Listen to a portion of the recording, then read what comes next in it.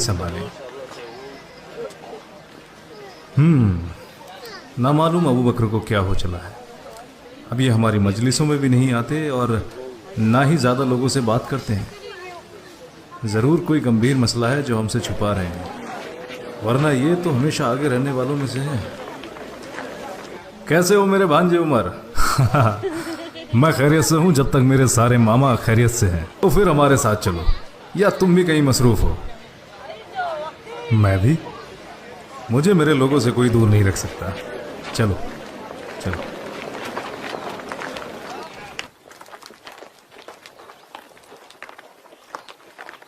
अबू बकर। असमान। कहाँ? मैं कौम की मजलिस में जा रहा हूँ। क्या कुछ नया होने वाला है वहाँ? नहीं, बस वो पुरानी बातें। अगर कुछ नया होता तो तुम्हें जरूर मालूम होता। क्या कोई बात है जहन में? अगर तुम मुझे बताना बेहतर समझो तो शायद मैं तुम्हारी कोई मदद कर सकूं। हाँ, अगर मैं कहूँ वाकई कोई बात है जो हम सब के लिए बेहतर है और मैं ज़्यादा से ज़्यादा अपने लोगों को इस बारे में बताना चाहता हूँ। तुम मेरे सबसे ज़्यादा करीब हो और तुम मेरे। लेकिन बात क्या है?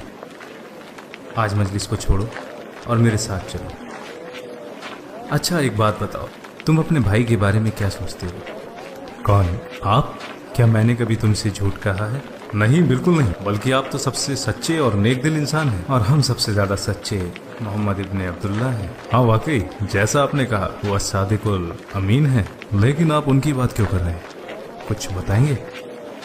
हाँ, बताऊंगा, लेकिन पहले एक वादा करो। तुम इसका जिक्र किसी और से नहीं करोगे। तुमने वाकई मुझे परेशानी में डाल दिया है, मैं वादा करता हूँ। लेकिन मुझे अब लगने लगा है ज़रूर कोई गंभीर मसला है। हाँ, वाकई ऐसा है। सारे अरब में पहले कभी किसी ने ऐसा कुछ नहीं सुना होगा जो सबकी ज़िंदगी को सही रास्ते पर ले आएगा। दुनिया में ही नहीं, आखिरत में भी। आखिरत? या आखिरत क्या है?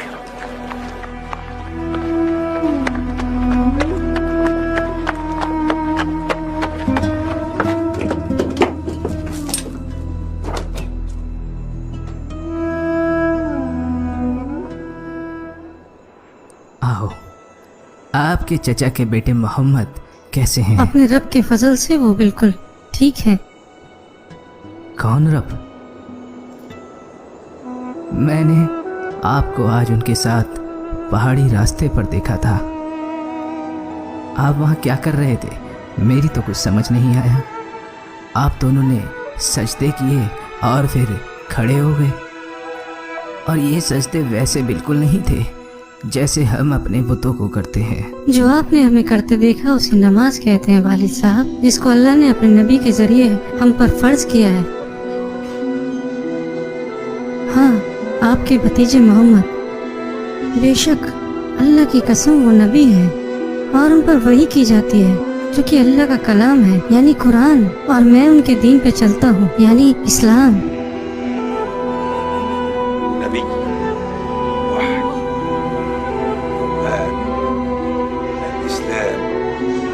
आपने बहुत कुछ कह दिया मेरे बेटे। आओ बैठो और मुझे अपने इस दीन के मुतालिक और बताओ इस दीन से मुराद क्या है? कहाँ जा रहे हो अम्मार? मुझे कुछ काम है अब्बा जी। तुम हमेशा कुछ ना कुछ काम का बहाना बनाकर चले जाते हो और जब भी मैं पूछता हूँ मुझे कुछ भी नहीं बताते। मैं यहाँ अकेला रह जाता हूँ। ऐसा क्या काम करते हो जिसका मुझे इल्म नहीं? अब तुम कहाँ जा रही हो? मैं तो अबू अल हाकम इब्ने हिशाम के घर जा रही हूँ। उनकी बीवी ने मुझे बुलाया है, शायद कुछ काम है। ये कहो कि उनको आपसे अपनी खिदमत करानी है। उनके खुद के भी तो नौकर हैं। उनका नौकर बीमार है और इसके अलावा बनु मखसूम हम पर हक रखते हैं। हाँ, साथी हैं, गुलाम नहीं है, और वो आज भी आपसे गुलाम औरत की तरह ही व्यवहार करते हैं। उन्होंने आपको आजाद तो कर दिया, मेरे अब्बा से शादी भी करा दी, लेकिन वो आज भी हमको गुलाम ही समझते हैं। चुप हो जाओ अम्मार, तुम हमें ऐसी परेशानी में न डालो जिसका कोई हल नहीं है।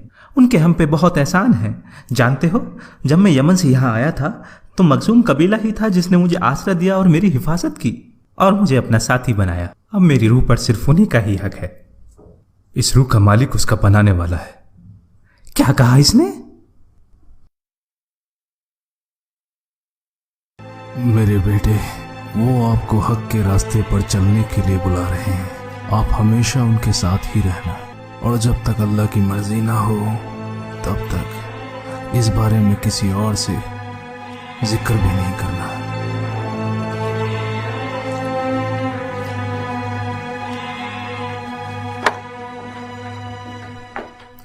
आओ आओ उमर, मेरे भांजे, कैसे हो?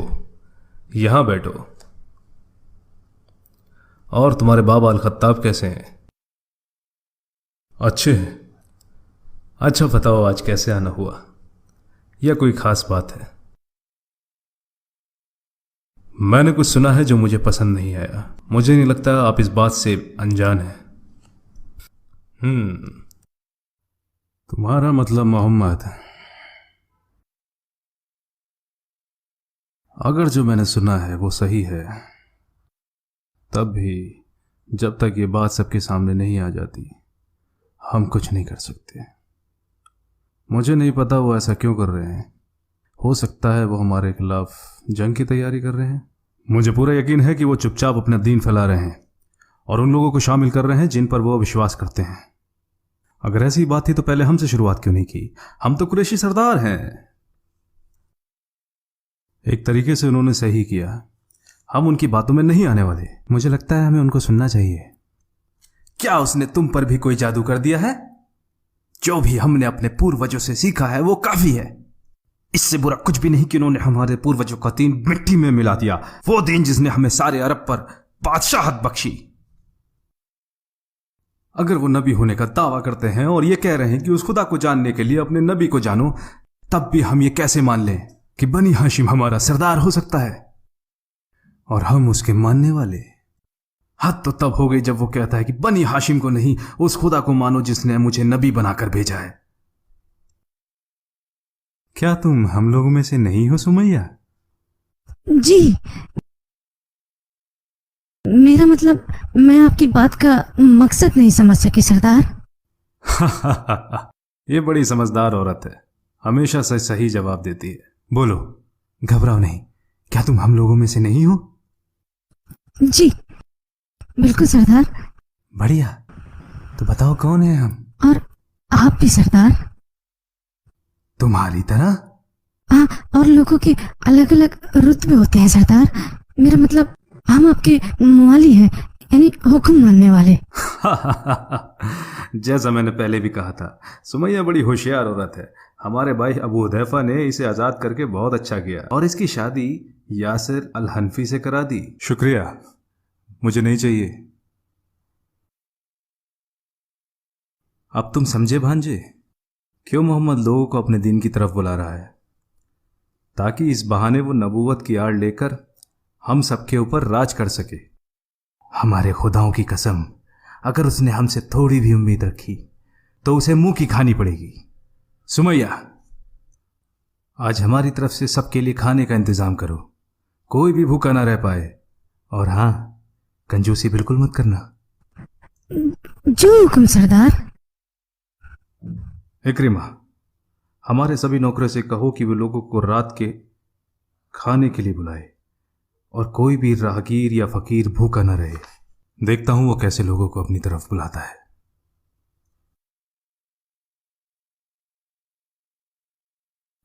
नबी के मिशन के 3 साल बाद। कैसी हो तुम? तुम औरतों में क्या कर रहे हो? अब तुम जवान हो गए हो।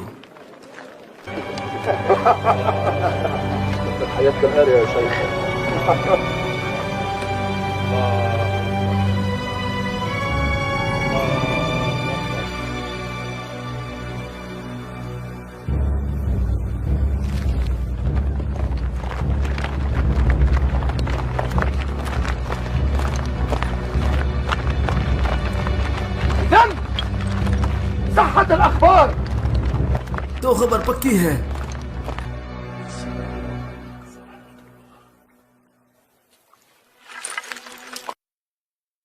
तो तुम लोग ऐसे इबादत करते हो? हमें पता चला था कि मोहम्मद ने हमारा दीन छोड़कर खुद का दीन अपना लिया है। जो मैंने अपने कानों से सुना था, आज अपने सामने देख रहा हूं। मुझे तो यकीन ही नहीं हो रहा।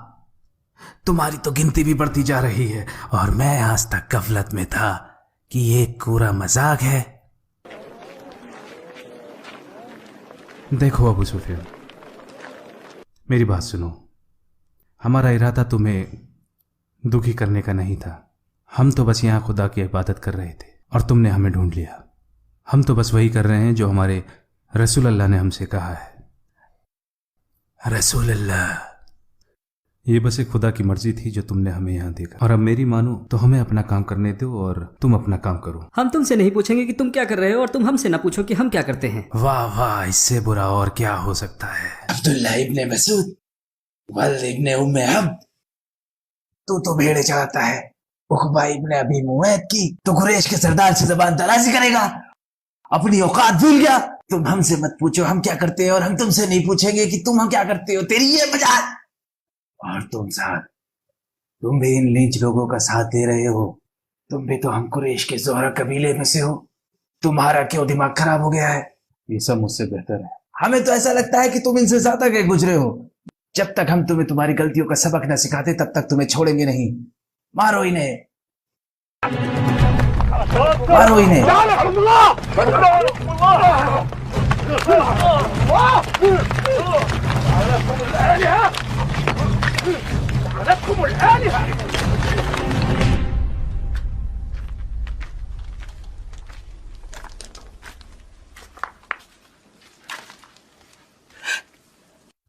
ये क्या हो गया? मुझे कुछ नहीं हुआ अम्मी, तुम्हें बताना पड़ेगा।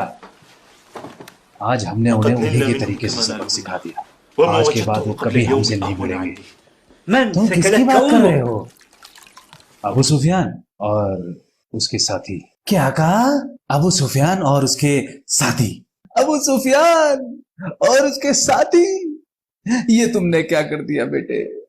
तुमसे किसने कहा था कुरैशियों से झगड़ा मोल लेने के लिए? क्या तुम्हारा दिमाग खराब हो गया था? क्या तुम भूल गए हो वो कौन लोग हैं? जानता हूं, हम कुरैशी कबीले से नहीं हैं, बल्कि अंस कबीले से हैं और मखजूम कबीला हमारा साथी है। और मेरी माँ गुलाम औरत थी अबू हुदैफा की, कुछ भी नहीं भूला। और अगर मैं कुछ भूलने की भी कोशिश करता हूँ ना, तो ये कुरैशी मुझे सब याद दिला देते। फिर भी तुम्हारी हिम्मत कैसे हुई? बैठ जाइए, बैठ जाइए अब्बा जी। और अम्मी, आप भी बैठ जाइए।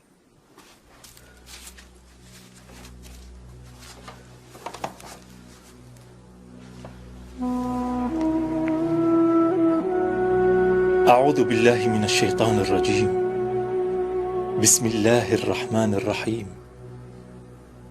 والضحى والليل إذا سجى ما ودعك ربك وما قلى وللآخرة خير لك من الأولى ولسوف يعطيك ربك فترضى ألم يجدك يتيما فآوى ووجدك ضالا فهدى ووجدك عائلا فأغنى فأما اليتيم فلا تقهر وأما السائل فلا تنهر وأما بنعمة ربك فحدث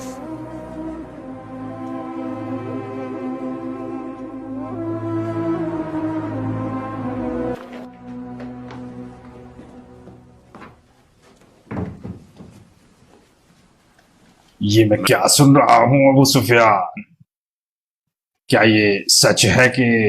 जी हाँ, वो बिल्कुल सच है। तो जब तुमने उन्हें पहाड़ी पर देखा तो करने देते जो वो कर रहे थे। तो आप क्या सब कुछ जानते हुए भी शुतुरमुर्ग की तरह मुंह छुपाकर बैठे रहेंगे अब्बा जी? आग को हवा मत दो हिंद। ठीक है, तो आप जानते हैं ये एक आग है जो एक चिंगारी से भड़की है, और अगर इसे हमने अभी ही नहीं बुझाया तो ये हमारे घरों को भी जला डालेगी। वो हमारे रिश्तेदार हैं हिंद, क्या हम अपने ही पैरों पर कुल्हाड़ी मारेंगे? अगर उंगली में कोई जख्म हो जाए और उसे खुला छोड़ दिया जाए, समझदारी इसी में है कि उस उंगली को काट दिया जाए ताकि अपने आप को बचाया जा सके। अगर कोई निजी तौर पर अपना कुछ फैसला लेता है तो उससे हमें क्या लेना देना? मोहम्मद, अगर ये उनकी खुद की मर्जी थी तो वो किसी पहाड़ पे जाते और वहां अकेले बैठ के इबादत करते, हमें कोई दिक्कत नहीं थी। लेकिन वो तो अपने दीन को आम करने में लगे हुए हैं। अब लोग भी उनसे जुड़ने लगे हैं। कुछ को तो हम जानते हैं और कुछ को हम नहीं जानते।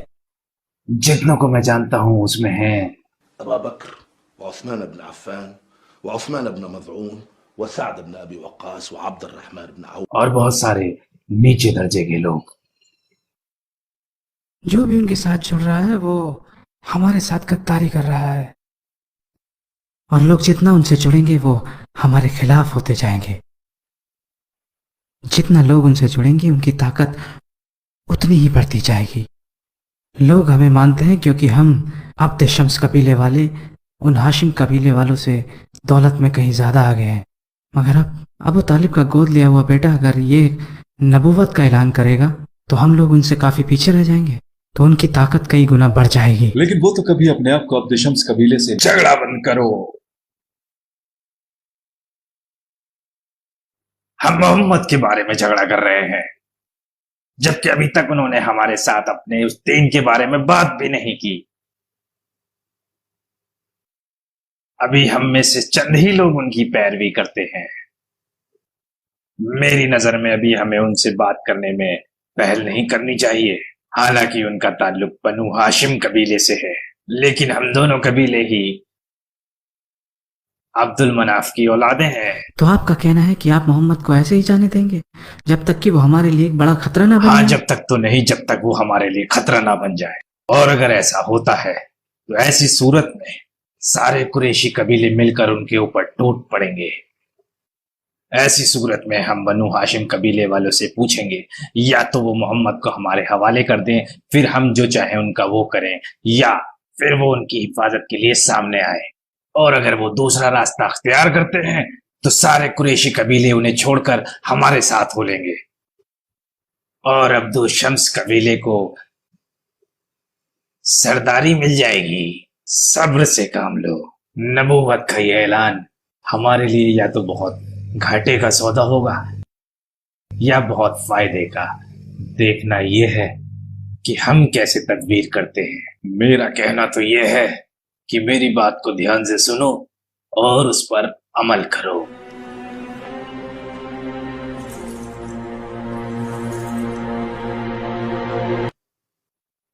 खुदा की कसम, बड़ा ही खूबसूरत कलाम है। ये किसी इंसान का कलाम नहीं हो सकता। ऐसा लग रहा है जैसे मेरी आंखों पर पट्टियां बंधी थी और अब मैं सब कुछ देख सकता हूँ। हम सब एक खुदा की मखलूकात हैं। एक खुदा जिसने हम सबको एक जोड़े से पैदा किया है। वो एक खुदा जो हमें बराबरी का हक देता है। तख्लीक, हुकूक और फराइज में भी दौलत और बराबरी कोई फक्र करने की चीज नहीं। लेकिन अबू सुफियान और उसके परिवार वालों ने जो सलूक साद बिन अबी वक्कास के होते हुए आप लोगों के साथ किया, तो सोचो वो हमारा क्या हाल करेंगे अगर हमने उनके बताए तरीकों को छोड़कर नबी की इब्तदा करनी शुरू कर दी तो। अम्मार के अब्बू, जब आपको सच्चाई का पता चल ही गया है जैसे कि हमारे नबी ने बताया, तो अब आपको किसका डर है? हमारे साथी यानी मखजूम कबीले वालों का, या उनके खुदाओं का, या हमारे और आपके सरदारों का? हाँ, ये सच है कि मैं अबू हुदैफा के यहाँ गुलाम औरत थी। वो बड़े ही नेक दिल और ईमानदार इंसान थे। उन्होंने मुझे आज़ाद कर दिया और आपके साथ मेरा ब्याह भी करा दिया। लेकिन कुरैश की औरतें आज भी मुझे एक गुलाम की तरह ही मानती हैं। जब भी वो मुझे देखती हैं तो बस यही बोलती हैं कि वो देखो अबू हुदैफा की गुलाम औरत। अगर कोई मुझे अपने पास बुलाता भी है तो सिर्फ अपनी खिदमत कराने के लिए। उन्होंने कभी भी मुझे अपने पास बैठने का मौका नहीं दिया। मगर आज मुझे पता लग चुका है कि मैं किसी की गुलाम नहीं। मेरा मालिक बस वो एक अल्लाह है। अम्मार, मुझे नबी के पास ले चलो ताकि मैं भी इस्लाम कबूल कर लूं। और अगर तुम्हारे अब्बा नहीं जाना चाहते तो कोई बात नहीं, मैं आगे भी उनकी ऐसी खिदमत करूंगी जैसे पहले करती आई हूँ।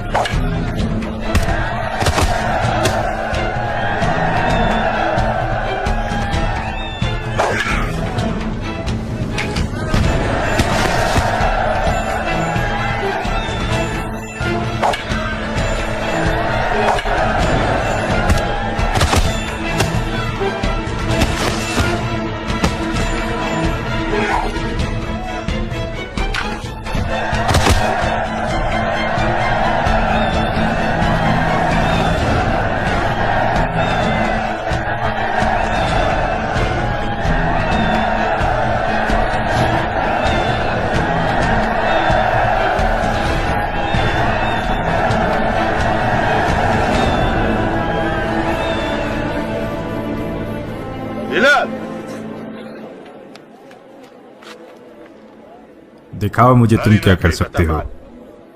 लेकिन मैं तो लड़ना ही नहीं चाहता। तेरे चाहने या न चाहने से क्या होता है, तू वो करेगा जो मैं चाहता हूं। जा लड़के दिखा।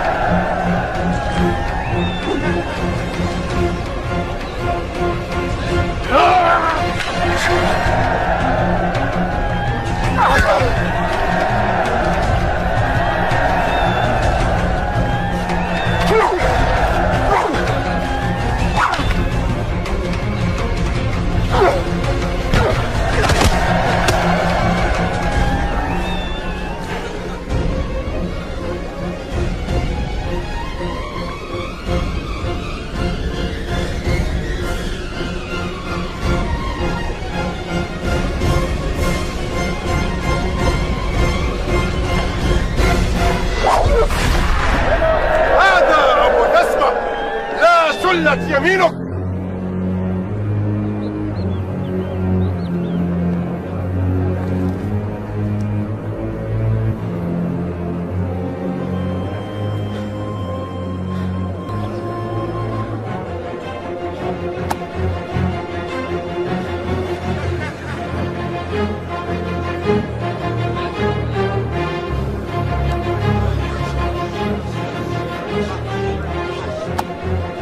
मुझे लगता है खा खा कर तेरी खाल गैंडे जैसी हो गई है और दिल चिड़िया जैसा। भाग जा यहाँ से, अपनी सूरत मत दिखाना मुझे।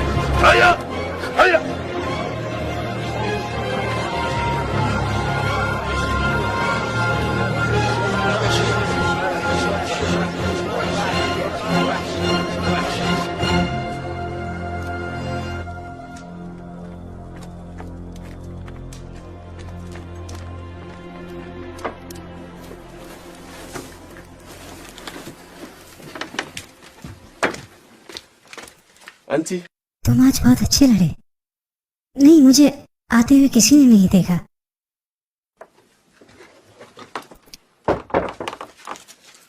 मैंने तुमसे मना किया था ना यहाँ मत आना। तुम्हें किसका डर है, अपने मालिक का या लोगों का? मुझे अपने लिए डर नहीं लगता, बल्कि तुम्हारे लिए लगता है। आज तुम्हारे मालिक तुमसे बहुत खुश होंगे, क्योंकि तुमने सभी लोगों को हरा दिया। किसी को कोई फर्क नहीं पड़ता कि अगर एक गुलाम औरत एक गुलाम मर्द से मिले तो। हाँ, बिल्कुल वैसे ही जैसे एक जानवर दूसरे जानवर से मिलता है। आज तुम अपने मालिक के पास जाओ और उनसे हमारे लिए बात करो। अरबी लोग तो हमेशा से ही आपस में गुलाम मर्द और औरतों की अभी सही वक्त नहीं आया है। तो कब सही वक्त आएगा? मुझे नहीं पता, मुझे बिल्कुल नहीं पता, और तुम मुझसे बहस भी मत करो। मुझे लगा कम से कम आज तो तुम मेरे से खुश होकर बात कर लोगे। रैहाना, तुम तो मेरे जज्बातों को समझती हो। अल्लाह की कसम, मैं कल की जगह आज तुम्हें अपनी बीवी बनाना पसंद करूंगा। वो इसलिए कि मैं नहीं चाहता कि मेरा बच्चा किसी और की गुलामी करे। मैं पहले अपनी आजादी चाहता हूं।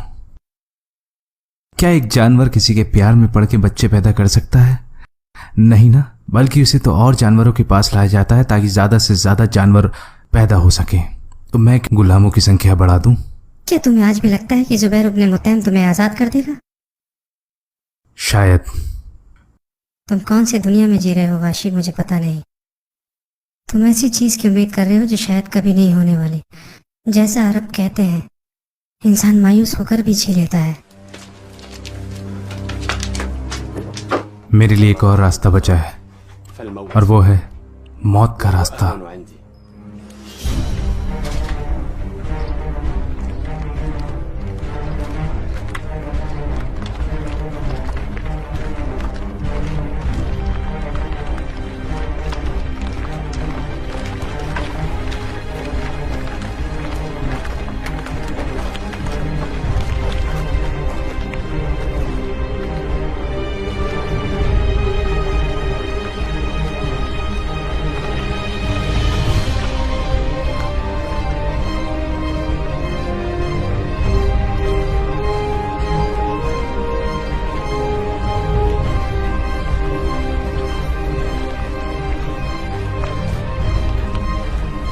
बिस्मिल्लाहिर्रहमानिर्रहीम वअन्ज़िर अशीरतकल अक़रबीन वख़्फ़िद जनाहक लिमन इत्तबअक मिनल मुअमिनीन सदक़ल्लाहुल अज़ीम। जल्दी चलो, मोहम्मद ने अपने लोगों को बुलाया है ताकि वो अपनी बातों को आम कर सके। जिस काम की आज तक सिर्फ हम खबरें सुना करते थे, वो आज एक हकीकत अख्तियार करने जा रही है। एक ऐसी हकीकत जो महज आम खबर हरगिज नहीं है। एक ऐसी हकीकत जो महज आम खबर हरगिज नहीं है। या बनी हाशिम, आप सब ने मेरे भतीजे यानी मोहम्मद को तो सुना है, जिनके बारे में आप सब गवाह हैं कि वो सादिकुल अमीन हैं। जब उन्होंने आपसे पूछा कि क्या आप उनकी बात पर यकीन रखते हैं, अगर वो ये कहें कि पहाड़ के पीछे एक फौज खड़ी है जो हम पर हमला करने को तैयार है, तो सब ने कहा हाँ, हम यकीन रखते हैं। उन्हें कभी भी झूठ बोलते नहीं देखा। फिर उन्होंने और कहा कि अल्लाह के सिवा किसी की इबादत ना करना, और ये भी कि वो अल्लाह के नबी हैं और उनके रसूल हैं। अब तुम लोग ही इसका फैसला करो। ऐसे मैंने आज इसलिए आप लोगों को इकट्ठा नहीं किया। वो अभी अपना मुकदमा पेश करेंगे और उसके दलाइल भी देंगे, लेकिन मैं इतना जानता हूँ कि ये एक बहुत अहम चीज़ हमारे कानों पर आ पड़ी है, जिसका कुरैश की तारीख में कोई जिक्र नहीं है। मैं आज यहाँ गुस्से से भरे चेहरे भी देख रहा हूँ और ऐसे चेहरे भी देख रहा हूँ जिनकी नीयतों पर शक हो रहा है। जहाँ तक मेरा सवाल है, तो अल्लाह की कसम, मैं अपने भतीजे का साथ कभी नहीं छोड़ूंगा। जो मैंने उनसे कहा था, जाएं और वो करें जिसका हुक्म रब्बी हुआ है। अब मैं जानना चाहता हूँ कि आप सबका क्या कहना है। यह आदमी बहुत शरीर है। मैंने कहा यह आदमी बहुत शरीर है और यही कहता रहूंगा। बनी हाशिम के लोगों, मेरी बात सुनो। मैं भी उनका चचा हूं। वल्लाही मैंने आज तक ऐसा कोई फर्द नहीं देखा जो अपने ही लोगों को ऐसी मुश्किल में डाल दे जैसी मुश्किल में मोहम्मद हमें डालने वाला है। उसने अपने ही लोगों के दीन को गलत कहा है और हमारे खुदाओं को मानने से इनकार कर दिया है। उस वक्त तुम लोग क्या करोगे जब तमाम अरब के लोग कर हमारे खिलाफ खड़े हो जाएंगे? क्या हम मुकाबला करने के लिए तैयार हैं? बेहतर यही होगा कि हम मोहम्मद का साथ छोड़ दें। सारे अरब से दुश्मनी लेने से अच्छा यही बेहतर है। नहीं, अल्लाह की कसम, हम तब तक उनकी हिफाजत करते रहेंगे जब तक हम जिंदा हैं। ये लोगों, आपने मुझे भी सुना और इसको भी। अब आप ही फैसला करें। आप हमारे सरदार और सबसे बड़े हैं अबू तालिब। हम सब आपकी राय से इत्तेफाक करते हैं। हाँ, हम सब आपके साथ हैं। अल्लाह की कसम, हम उनकी हिफाजत में आपके साथ हैं। तो ठीक है, अब आप लोग जा सकते हैं।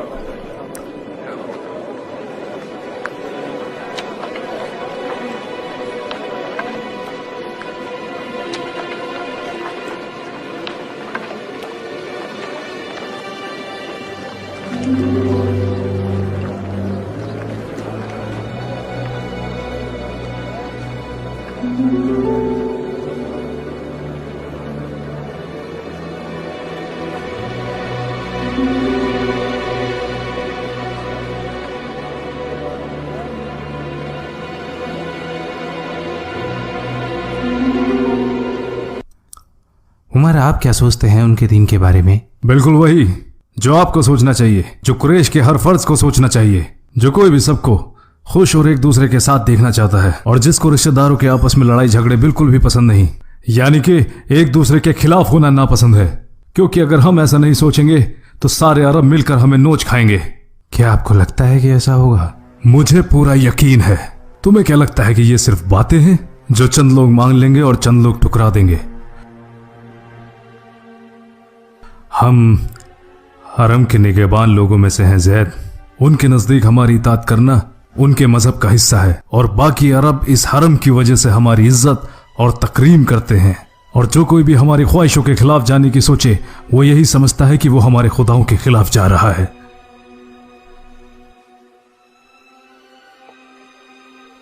और तिजारत का क्या उमर, हरम और तिजारत, उन्हीं की वजह से कुरैश को मुकाम हासिल है। बिल्कुल, दोनों चीजों से कुरैश को कोई नुकसान नहीं, क्योंकि खुदा ने कुरैश को मुकाम दिया है कि हम खादी में हरम हैं, और तिजारत से हम उसके लिए वो माल लाते हैं जो उसको कायम रखने में हमारी मदद करता है और हमें मौका देता है कि हम यहाँ इबादत के लिए आने वालों की खूब देखभाल कर सकें। और फिर कुरैश इस पैसे का इस्तेमाल करते हैं ताकि हरम की देखभाल हो सके, और इसीलिए खुदा ने हमें अपने मजहब और दौलत का अमीन बनाया है। इन्हीं दोनों की वजह से आज हम तमाम अरब पर बादशाहत कर रहे हैं। अब तुम भी बताओ, अरबों को कैसा लगेगा जब उन्हें पता चलेगा कि कुरैशियों के अब आपस में ही झगड़े होने शुरू हो गए हैं? तो फिर कुछ लोग उठेंगे और कहेंगे कि कुरैश के मजहब की तो कोई हैसियत ही नहीं है, मतलब कुरैश कोई मुकद्दस कबीला ही नहीं है। ऐसी सूरत में लोग हमारे मजहब पर चलना छोड़ देंगे और लोग तो हमारे रस्म और रिवाज को भी मानने से इनकार कर देंगे। कुरैशियों की ऐसी हालत देखकर हमारे मजहब पर चलने वाले या तो फिर अपने घरों में ही इबादत करेंगे या फिर हरम पर कब्जे की नियत से हमारे साथ जंग करेंगे और हमसे छीन लेंगे। ये है मेरी सोच, और मैं इस बात को यकीनी तौर पर कहता हूं ताकि लोग इस बात को माने, चाहे वो छोटा हो या बड़ा।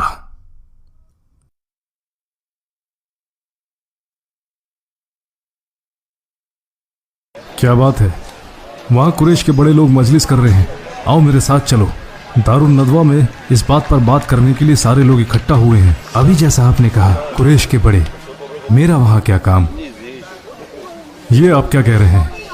जानते हो ना कि वो किस लिए मिल रहे हैं? ताकि मोहम्मद और उनके दीन के बारे में बात कर सकें। वहां कुरैश के हर बड़े कबीले से लोग शामिल हो रहे हैं। क्या ये ठीक होगा कि बनु आदि भी शामिल ना हो? बनु आदि की तरफ से आप जा तो रहे हैं, लेकिन आप मुझसे बड़े हैं। लेकिन कुरैश भी जानते हैं और मैं भी कि आप मुझसे बेहतर साबित कदम, फसी, बहादुर और मोहतरम हैं। बस करें, बस मैं इन बातों में नहीं आने वाला। मैं बस ये चाहता हूं कि आप नहीं, रब्बे काबा की कसम मैं सच ही कह रहा हूं। इसमें बुराई क्या है कि मेरी जगह मेरा भाई मजलिस में जाए, और हमारे अब्बा अल खत्ताब ने भी तो अपनी जगह मजलिस का नुमाइंदा आप ही को चुना है।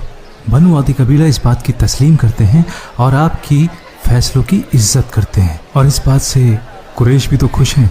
लेकिन मैं खुश नहीं हूं, समझे तुम? जिसका काम उसी को साझे। और अगर आप इस मजलिस में जा रहे हैं तो ये काफ़ी होगा कि अल खत्ताब ख़ानदान का एक बंदा इसमें हिस्सा ले, ताकि मजलिस में अच्छा हो या बुरा उसकी जिम्मेदारी सिर्फ एक ही के कंधों पर आए।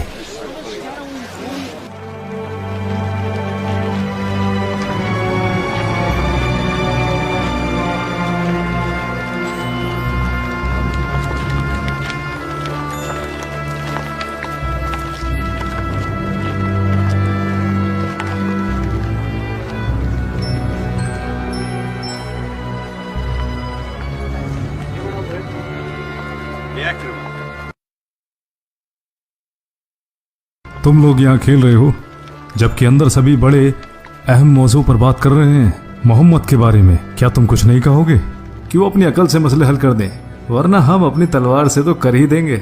उमर भी अब बड़ों की मजलिस में बैठने लगे हैं, हालांकि मुझसे छोटे हैं। उनके वालिद अल खत्ताब ने उनके लिए जगह खाली की और बनु आदिम ने इसको मान लिया। गुस्से के थोड़े तेज हैं, लेकिन इस इज्जत के हकदार हैं। वैसे मैं और उमर रिश्तेदार भी हैं, इसलिए जरा देख के बात करना। खालिद ने ठीक ही कहा। तुमसे किसने कहा कि मैं उमर के बारे में कुछ बुरा बोलने वाला था? तुम्हारी आंखों में नजर आ रहा है, और मैं तुम्हें अच्छी तरीके से जानता हूं। चलो उमर, ये शर्त मेरे और सफवान के बीच में लगा दो। 2 ऊंट की शर्त रही। 2 ऊंट, एक काफी नहीं है क्या? भाई अगर तुम जीत गए तो मजा भी तो दोगुना हो जाएगा, और अगर हार गया तो दुख भी तो दोगुना होगा। अच्छा, तो अब सहरा के सबसे अमीर शख्स सफवान को गरीबी की फिक्र होने लगी, जबकि जनाब एक ऊंट ज़िबा करवाते हैं। वो ऊंट तो सही काम में इस्तेमाल होता है। क्या कहा?